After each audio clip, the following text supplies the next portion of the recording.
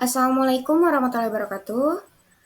Halo semuanya, perkenalkan kami dari kelompok 6C izin mempresentasikan hasil tugas kami yang berjudul artikel opini. Selanjutnya ada terdapat anggota kelompok kami yaitu Adelina Mariana Siregar, Gina Aulia Salsabila, Melanie Putri, Rafiko Belmiviano Panji, dan saya sendiri Rolanda Hapsari. Apa sih yang dimaksud artikel opini? Artikel opini adalah tulisan yang menekankan pada pendapat atau sudut pandang pribadi penulis, memperkuat argumentasi logis, dan berpikir kritis terhadap suatu permasalahan faktual. Opini seringkali ditempatkan di tengah-tengah editorial atau surat kepada pembaca. Artikel opini adalah artikel yang berdasarkan sudut pandang penulis terhadap suatu isu atau topik tertentu. Artikel opini bersifat subjektif dan tidak dapat dibuktikan kebenarannya. Artikel jenis ini dapat ditemukan di media massa seperti surat kabar, majalah, dan jejaring sosial. Selanjutnya akan dibacakan oleh rekan saya. Selanjutnya yaitu jenis-jenis opini. Yang pertama, opini pribadi. Opini pribadi adalah suatu pendapat seseorang yang tidak dipengaruhi oleh orang lain dalam melihat satu fenomena. Yang kedua, opini kelompok. Opini kelompok adalah suatu pendapat atau tanggapan yang berasal dari sebuah kelompok ketika melihat suatu peristiwa yang sedang terjadi. Yang ketiga, opini publik. Opini publik adalah sebuah pendapat dalam menanggapi suatu peristiwa yang muncul dari seorang setelah berbincang dengan orang lain. Yang keempat, opini umum adalah sebuah opini, pendapat, atau tanggapan yang sudah dimengerti oleh banyak orang dan sudah berlaku secara umum. Dan opini terakhir, opini politik adalah opini suatu pandangan politik yang ada di dalam diri seseorang. Selanjutnya yaitu karakteristik penulisan dalam artikel opini. Yang pertama, penulisan harus bersifat subjektif karena didasarkan pada pandangan atau pendapat penulis mengenai suatu topik. Oleh karena itu, penulis harus bisa menyampaikan opini mereka dengan jelas dan meyakinkan. Yang kedua, artikel opini harus mengandung argumen yang kuat dan terstruktur untuk mendukung opini atau pandangan penulis.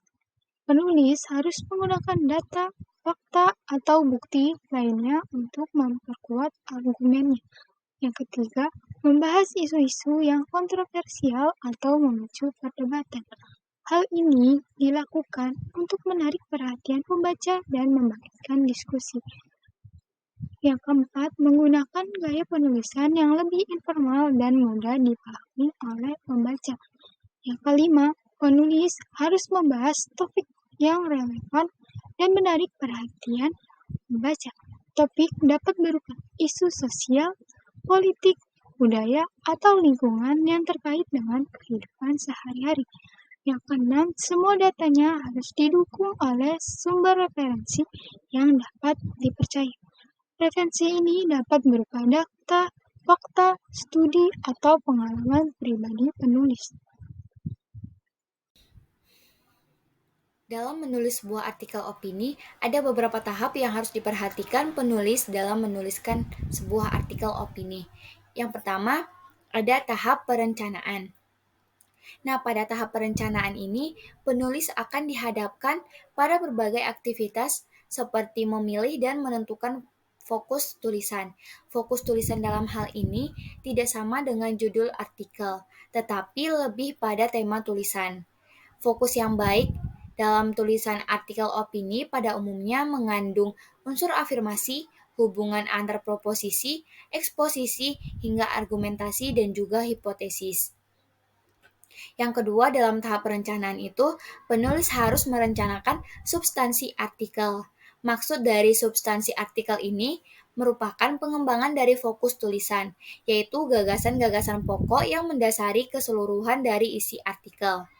Nah, dari satu fokus ini dapat dikembangkan banyak substansi, tetapi akan lebih baik hanya dipilih beberapa yang memiliki antarhubungan yang logis saja. Namun, syarat kelengkapan dan konsistensi tidak boleh diabaikan supaya hasil dari tulisan menjadi hidup. Dan yang ketiga, mengumpulkan informasi atau bahan tulisan. Nah, informasi yang dikumpulkan adalah informasi yang relevan dengan fokus tulisan dan juga substansinya. Yang termasuk di dalamnya itu ada kelengkapan data pendukung gagasan pokok. Dan kekayaan informasi akan sangat menentukan bobot dan juga isi tulisan yang benar-benar meyakinkan. Dan selanjutnya ada merencanakan format tulisan dan juga memilih gaya bahasa. Perencanaan format penulisan ini akan sangat terbantu apabila penulis menguasai teknik penulisan, yaitu berbentuk spiral, yang dimana setiap paragraf mengurai lebih terinci persoalan yang disebut dengan paragraf sebelumnya. Dan kedua, berbentuk blok, di mana substansi artikel disajikan dalam alinea-alinea yang terpisah namun lengkap. Dan yang terakhir itu ada mengikuti fokus. Setiap paragraf menggarisbawahi dan menegaskan lead-nya. Nah, dalam memilih gaya bahasa, style bahasa merupakan kepiawaian penulis memilih kata-kata yang tidak lazim namun memiliki daya tarik bagi pembacanya. Yang kedua ada tahap penulisan draft. Nah, pada tahap ini penulis mengungkapkan butir-butir gagasan atau ide yang sudah tersusun rapi, baik dalam urutan hierarkis maupun sistematiknya. Brown 1978 menyarankan beberapa langkah dalam tahap penulisan draft, yaitu membaca seluruh catatan, mempertimbangkan semua substansi yang telah disiapkan, menyiapkan kerangka tulisan, serta melakukan pengelompokan bahan dan substansi, dan yang terakhir menulis draft kasar artikel. Nah, pada aktivitas penulisan draft ini sangat penting menyusun kalimat dan paragraf pembuka. Dalam hal ini ada dua tujuan kalimat pembuka atau lead, yaitu menarik pembaca untuk mengikuti artikel dan juga meretas jalan agar alur artikel itu lancar. Dan yang selanjutnya secara umum, teknik menyusun lead itu pada dasarnya menciptakan suasana yang menggelitik keingintahuan dan menarik perhatian pembaca. Dalam hal ini, pengetahuan jurnalistik juga mengajarkan banyak sekali jenis-jenis lead yang dapat diikuti. Misalkan, kita bisa dapat menggunakan lead ringkasan, lead bercerita, lead deskriptif, lead kutipan, lead pertanyaan, serta lead yang menyentrik dan juga lead gabungan. Dan pada penulisan draft artikel ini yang paling potensial mendukung kekuatan sebuah tulisan yaitu bagaimana cara bermain logika melalui kata-kata. Dalam hal ini bermain logika dapat dimaknai sebagai upaya penyampaian gagasan yang ada dalam tulisan secara runtun, memiliki koherensi, dan juga merupakan pemikiran secara utuh. Dan selanjutnya, yang terakhir ada tahap penyuntingan. Penyuntingan dalam hal ini dapat berbentuk aktivitas meneliti kembali gagasan, substansi dan uraian isi tulisan, memperbaiki kekeliruan dalam pemilihan kata, ejaan, dan tata bahasa, bahkan juga kesalahan cetak dan dapat juga sebagai revisi. Tujuan dalam penyuntingan ini adalah menghasilkan tulisan sesempurna dan sebaik mungkin dalam berbagai segi.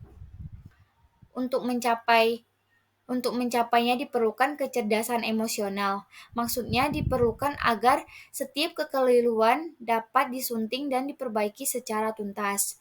Kemudian kekritisan. Nah, kekritisan ini diperlukan untuk mengukur apakah gagasan dan ide-ide, logika berpikir, diksi, ejaan, tata bahasa, dan pemilihan kata sudah memenuhi standar akademis atau bacaan yang wajar ataukah belum. Sementara yang terakhir perlu diperhatikan kesabaran. Nah, kesabaran dalam hal ini diperlukan sebagai bantalan agar seorang penulis tidak mudah frustasi dalam memperbaiki tulisannya sehingga dicapai hasil yang sangat sempurna. Struktur artikel opini terdiri apa aja sih? Yang pertama, headline dan byline. Bagian ini merupakan judul atau bagian teratas dari artikel opini yang sangat penting untuk menarik perhatian pembaca. Yang kedua ada lead. Lead alias intro artikel merupakan penjelasan terkait uraian peristiwa yang ingin diulas, pernyataan aktual, dan rangkuman peristiwa. Yang ketiga ada neck atau leher artikel. Neck artikel merupakan bagian yang mengaitkan lead dengan isi artikel. Yang keempat ada konten. Pada bagian ini, penulis bisa mengungkapkan permasalahan sesuai dengan topik yang ingin dibahas. Yang kelima ada leg. Leg atau kaki artikel adalah kesimpulan dan saran yang diberikan oleh penulis. Kiat-kiat penulisan. Pekerjaan menulis memiliki manfaat ganda. Selain menjadi identitas profesional dan kepakaran, sekaligus merupakan wahana bagi pertukaran pengetahuan, penyebarluasan informasi, dan merupakan bagian dari upaya mendidik masyarakat luas atau mencerdaskan bangsa. Secara ekonomi, menulis berarti memanfaatkan potensi diri untuk kepentingan daya survival dan pemenuhan sebagian kebutuhan ekonomi. Bagaimana trik atau kiat sukses menulis agar produktif? Yang pertama, ciptakanlah kegelisahan. Penulis adalah produk kegelisahan. Kegelisahan terhadap ketidakadilan, kesewenang-wenangan, kediktatoran, keserakahan, dekadensin moral, dan sejenisnya yang tidak kunjung mendapatkan penyelesaian. Yang kedua, praktikanlah kedisiplinan. Kegelisahan seseorang menjadi tidak bermakna manakala harus berujung pada rasa frustasi yang mendalam. Sedangkan aspirasi, sikap protes, kritik, penolakan, dan sebagainya tidak selalu harus diwujudkan dalam bentuk aksi unjuk rasa, anarkisme, maupun bentuk-bentuk parlemen jalan lainnya. Yang ketiga, kenalilah medium penyebarluasan tulisan. Sesempurna dan sebaik apapun sebuah artikel, tidak akan bermakna bagi orang lain apabila hanya menjadi grey literatur. Ia harus disebarluaskan. Yang keempat, ikutilah terus kehadiran momentum aktualitas. Mengikuti kehadiran momentum aktualitas, inilah kunci produktivitas dalam menulis, sesuai bidang keahlian masing-masing. Contoh momentum aktual misalnya kekerasan horizontal dan gejala disintegrasi bangsa, desentralisasi pemerintah dan pendidikan, dinamika tajam antar elit kekuasaan, krisis ekonomi berkepanjangan dan penanggulangannya. Yang kelima, taatilah etika penulisan. Etika penulisan artikel opini pada umumnya bergantung pada kesepakatan dan standarisasi internal atau konvensi media massa.